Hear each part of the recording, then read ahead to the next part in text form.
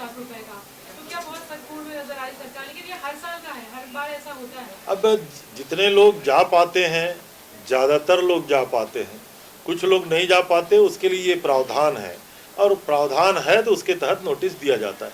कार्रवाई होगी अगर नहीं तो? उम्मीद करते हैं कि पहले गाँव में जाके अपनी सेवाएं दें। एक अच्छी पहल 25 लाख पार हो गई है इस योजना का। राजीव गांधी किसान न्याय योजना के अंतर्गत लगभग 26 लाख किसानों का पंजीयन हो चुका है। जब छत्तीसगढ़ में हमारी हुकूमत आई तब 18 लाख किसान ही पंजीकृत थे। 8 लाख से अधिक किसानों का पंजीयन इस बात को दर्शाता है कि खेती किसानी की ओर आदरणीय मुख्यमंत्री भूपेश बघेल के कार्यक्रमों के कारण लोगों का रुझान बढ़ा है और लोग खेती की ओर आकर्षित हो रहे हैं और किसान यहाँ सक्षम होते जा रहे हैं। तो इसी तरीके से गोधन न्याय योजना को भी देखा जा रहा है। छत्तीसगढ़ की हमारी तीनों न्याय योजना है, राजीव गांधी किसान न्याय योजना, गोधन न्याय योजना और छत्तीसगढ़ में राजीव गांधी भूमिहीन खेतिहर मजदूर न्याय योजना। तीनों बेहद सफल योजनाएं हैं। तीनों योजना से लगभग 5 लाख लोग खेतिहर मजदूर न्याय योजना से जुड़ चुके हैं, लगभग 3 लाख से अधिक लोग गोधन न्याय मिशन से जुड़ चुके हैं और 1 लाख से अधिक सेल्फ हेल्प ग्रुप की महिलाएं हमारी गौठान समितियों से जुड़ चुके हैं। इसका मतलब है इन योजनाओं से सीधा लोगों को रोजगार उपलब्ध हो रहा है, आर्थिक स्वावलंबन का कारण बढ़ रहा है। हमने जो स्वावलंबी गाँव की जो कल्पना की है, स्वराजी गाँव की कल्पना की है, बापू के गांधी ग्राम स्वराज की कल्पना की है, गढ़बो नवा छत्तीसगढ़ जैसा हमने नारा दिया है और अब हमको सफल होते दिख रहा है। Thank you. बहुत ही सफलतापूर्वक हमारे सर्वमान्य नेता राहुल जी की भारत जोड़ो यात्रा चल रही है। नफरत के खिलाफ हिंदुस्तान को एक करने का ये महाअभियान है और सारा हिंदुस्तान राहुल जी से जुड़ के चल रहा है। छत्तीसगढ़ मध्य प्रदेश एक ही राज्य रहे हैं। मध्य प्रदेश में जैसे ही प्रवेश करेंगे, अभी महाराष्ट्र में राहुल जी की यात्रा है, लगभग 2500 किलोमीटर की पदयात्रा संपन्न हो चुकी है। छत्तीसगढ़ के सभी कांग्रेस जन खंडवा, इंदौर, उज्जैन, रतलाम, आगर मालवा के रास्ते जब राहुल जी की पदयात्रा होगी तो उसमें शामिल होने के लिए लालायित हैं और हमें उम्मीद है कि छत्तीसगढ़ के हजारों हजार कांग्रेसी राहुल जी के साथ पदयात्रा में शामिल होंगे। ओम माथुर पहली बार छत्तीसगढ़ दौरे पर आ रहे हैं। कहा जा रहा है भानु प्रतापपुर चुनाव में जो लोग रणनीति तय करने वाले हैं भाजपा के लोग, उनसे अलग से चर्चा करेंगे। काफी महत्वपूर्ण बताया जा रहा है। अब भानु प्रतापपुर चुनाव सामने है। अब इसको तो आप प्रदेश के इलेक्शन का सेमीफाइनल भी कह सकते हैं। और जहाँ तक प्रभारी सम्माननीय श्री ओम माथुर जी के आने का सवाल है, भारतीय जनता पार्टी के इन 4 सालों में ये 5वें नंबर के प्रभारी आ रहे हैं। अब 4 प्रभारी लौट चुके हैं, 5वें प्रभारी क्या कर पाएंगे ये तो ओम माथुर जी ही, सम्माननीय ओम माथुर जी ही बता पाएंगे। लेकिन हमें लगता है कि भानु प्रतापपुर के अगर सिलसिले में आ रहे हैं तो यहाँ उनका जो भारतीय जनता पार्टी को जिस प्रकार से भी वो निर्देश देंगे, मैदान में वो सफल होने वाले नहीं हैं। छत्तीसगढ़ में आदरणीय मुख्यमंत्री जी के प्रति यहाँ के किसानों का, यहाँ के वनवासियों का, यहाँ के आदिवासियों का जो विश्वास है, जो आस्था है, आज भी मजबूत है। भारत जोड़ो यात्रा सरकार के संरक्षण में अधिकारी मनमानी कर रहे हैं और मुझे लगता है कि ये आरोप एकदम निराधार है। ये वही अधिकारी हैं जो 15 साल भारतीय जनता पार्टी के राज में भी काम करते थे। ये सामान्य प्रशासन विभाग के सतत प्रक्रिया होती है। अगर कोई बातें आती है तो इस प्रकार से निर्देश जारी किए जाते हैं। इस नवंबर को पूरे देश में अब चर्चा का विषय है। हमने और राजस्थान ने पुरानी पेंशन योजना लागू करने का निर्णय लिया। कर्मचारियों का जो पैसा जमा है उसको अब राज्य वापस चाहता है ताकि हम कर्मचारियों की पुरानी पेंशन के तहत उनको उनकी राशि दे दें। केंद्र सरकार को इसमें अड़ंगा नहीं करना चाहिए। लेकिन अभी हमने कल ही आदरणीय वित्त मंत्री निर्मला सीतारमण जी का बयान पढ़ा कि पैसे वापस नहीं किए जाएंगे। मैं समझता हूं कि इस योजना के विरोध में ही केंद्र सरकार है, इसलिए शायद ये पैसे वापस नहीं करने का निर्णय हो रहा है। लेकिन ये दुर्भाग्य है, कर्मचारियों के हितों का कुठाराघात है। अभी भी हम लोग चाहेंगे कि केंद्र सरकार कर्मचारियों के हितों में जिन राज्य सरकारों ने पुरानी पेंशन योजना लागू करने का निर्णय लिया है, वहाँ के कर्मचारियों की राशियों को उनके राज्यों को वापस करना ही चाहिए, ऐसा मैं उम्मीद करता हूँ। अब हो गया। छत्तीसगढ़ में पौनी पसारी हमारी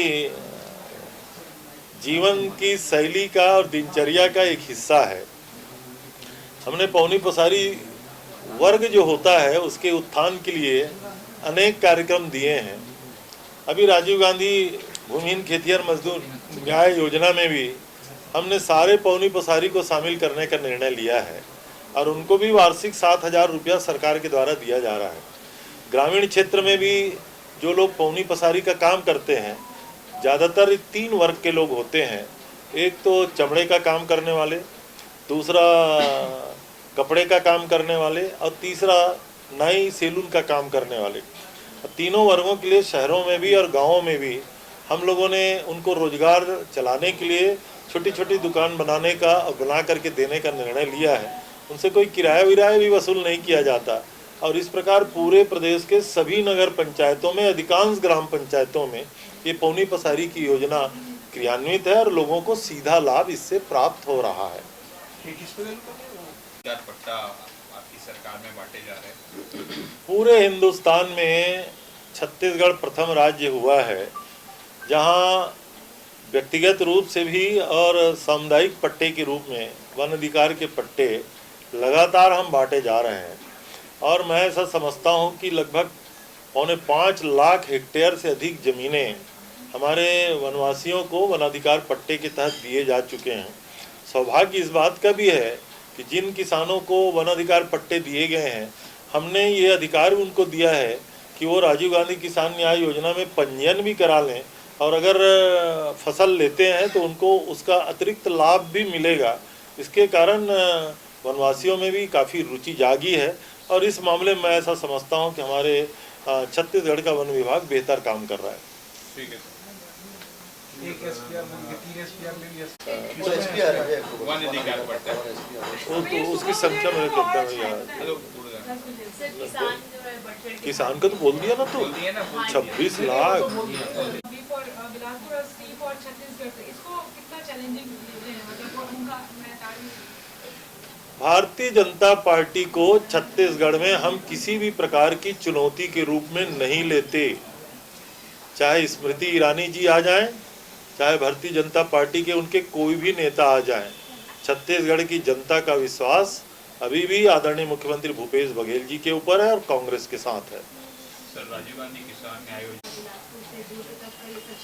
अब एक्सप्रेस संचालित होगा ये हमने देखा है, लेकिन उसके पहले छत्तीसगढ़ में लगभग 120 ट्रेनों को रद्द कर दिया गया है। मैं समझता हूं कि एक एक्सप्रेस चालू होने से बहुत लाभ नहीं मिलने वाला है कि जो पैसेंजर ट्रेन 2-2, 3-3 बार 120 की संख्या में जो रद्द किए गए हैं ना, तो इसको पहले चालू करना चाहिए, ऐसा मैं उम्मीद करता हूँ।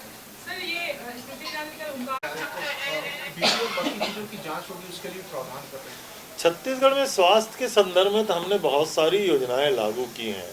हमारी हाट बाजार क्लिनिक में तो बीपी और शुगर के मरीजों की तो यूं ही मुफ्त में जांच हो जाती है और ये संख्या 5 लाख से भी अधिक हो चुका है। हर महीने इतनी लोगों की अगर जांच हो रही है तो अपने आप में गरीबों के लिए बहुत महत्वपूर्ण योजना है। और हार्ट प्रॉब्लम तो कोरोना के बाद पोस्ट अफेक्ट जो लोगों को प्रभावित कर रहा है उसमें संख्या तो बढ़ी है, लेकिन हम उम्मीद करते हैं कि छत्तीसगढ़ की सरकार के द्वारा जो स्वास्थ्य सुविधाएं मुहैया कराई जा रही हैं उसका लाभ लोग लें। छत्तीसगढ़ सरकार की योजना थी, हम लगातार मेडिकल कॉलेज बढ़ा रहे हैं, मेडिकल कॉलेज की सीटें बढ़ा रहे हैं। गांव में डॉक्टरों की कमी की हमेशा शिकायत रहती है। हमने निर्देश भी जारी किया हुआ था, लगभग उसको एग्रीमेंट जैसा आप समझ लीजिए कि जो डॉक्टर यहाँ से निकलेंगे वो गाँव में सेवा करेंगे। लेकिन देखने में आ रहा है कि मेडिकल कॉलेजेस से निकलने के बाद बहुत सारे जो नए लड़के हैं वो शायद इससे दूर होते जा रहे हैं। बहुत सारे, आधे से ज़्यादा बच्चे अभी भी गाँव में सेवा देते हैं, लेकिन जिन लोग नहीं जा पा रहे हैं उनके लिए अलग से प्रावधान है और आने वाले समय में हम उम्मीद करते हैं कि अधिकांश बच्चे गाँव में जाके सेवा करेंगे। For more news updates, do subscribe, like, share and comment. Clipper 28